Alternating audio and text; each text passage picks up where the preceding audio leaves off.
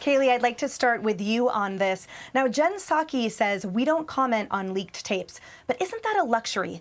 During the White House administration, it seems that leaked information, whether true or not, was the subject of countless White House briefings questions, not to mention all of the front page coverage. Everything from all of his conversations with other foreign heads of states to Russian bounties, the constant drip from the Mueller investigation, again, whether true or not, derogatory terms he supposedly used against the troops. The list goes on. That's right. And leaked, unverified intelligence with a dissenting opinion, that, of course, being the Russia bounty intelligence. And I said countless times from the podium, this is not the venue for discussing classified information, nor is the front page of the New York Times, but didn't stop the media from running with it, not just for that briefing, but for many thereafter.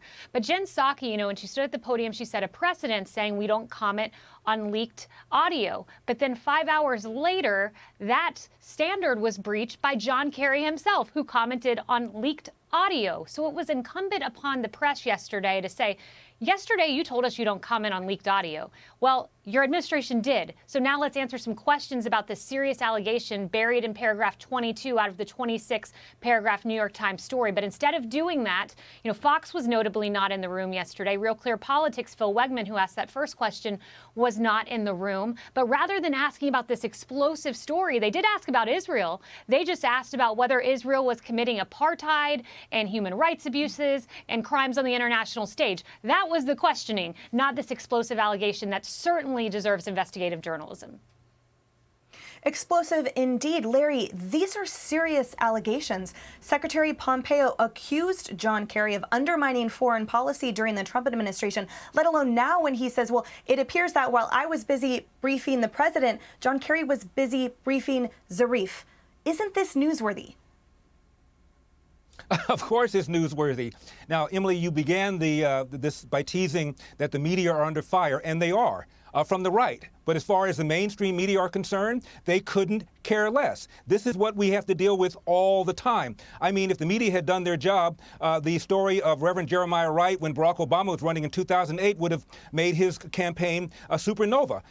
The story of Hunter Biden that was suppressed by the New York Post, that story, had it gone out, Donald Trump would have clearly been reelected. This is what we're dealing with all the time, this routine double standard. The media is a public relations bureau for the Democrats, for the left, and they're out to get us, and the only people that are keeping them honest are the minority part of the media, which is the conservative media. Jenna, first of all, a hearty welcome to the show. We're so grateful for your perspective. And now I pose the same questions to you. Zarif is a clear adversary, and he's also a clear adversary of our allies in the region. Kerry doesn't deny the relationship with him, and there hasn't yet been a public accounting of the subjects of all of his conversations with him. So my question is, don't Americans deserve to know, not only about this, but with the same zeal that reporting underwent during the Trump administration? Emily Harris, thank you so much for having me and making space for my perspectives. Yes, of course. I think everybody is entitled to transparency, particularly when it comes to relationships with foreign countries that we haven't exactly had great and deep friendships with.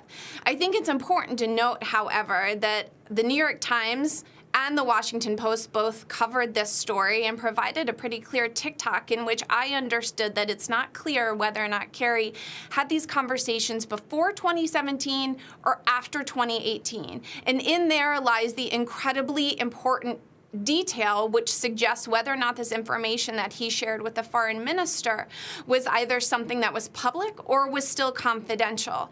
According to what it seems like most other accounts are, suggesting that this information was shared by Netanyahu. So I think the question really becomes, what is it that we're questioning here? Whether or not conservative media think that the left is giving enough attention to the issues that they care about, or are we talking about our relationship with Iran? Because they're two different subjects.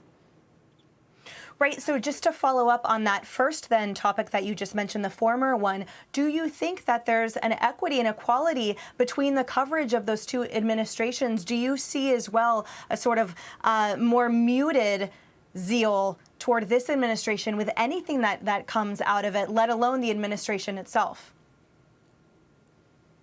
Not yet. I'm actually quite enthusiastic right now because I do want to have conversations, specifically if we talk about Iran, about our relationship with Iran, or Iran's relationship with Israel, not about this hypothetical conversation that may or may not have had it when the information is incomplete. And like you, I'm curious. I want those details, but I'll wait till see them.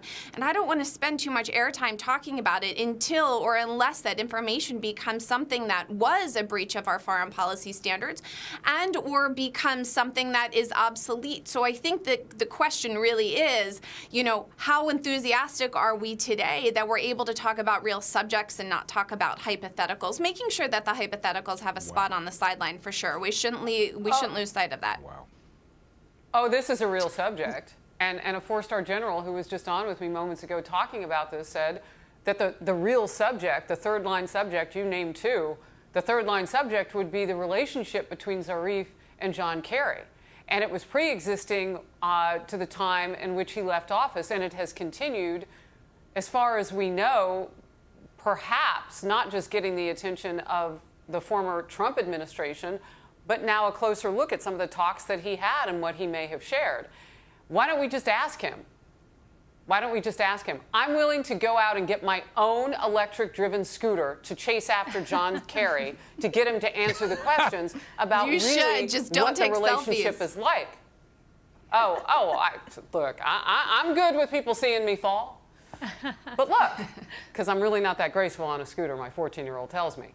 But look, this is a real topic of conversation. And like you, I want the facts too. I want to wait until we get them. The problem, the challenge is when you don't get a thirst for knowledge equally throughout the stream of media, and when it seems like there's not equity applied there with the hunger for questioning, is that we wait on the person's time. So we're waiting on John Kerry's time, I guess, whenever he feels like he wants to speak up, because the other media are not going to go after him.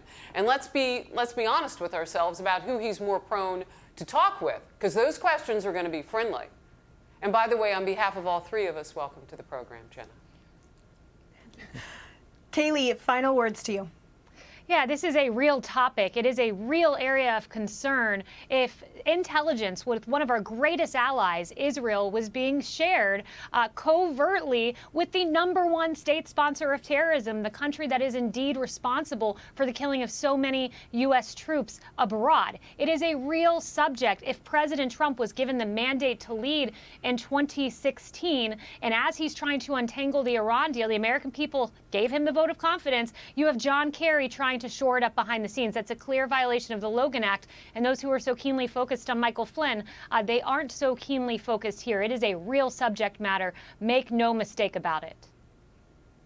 And accountability begins with information. So let's hope we can look forward to more.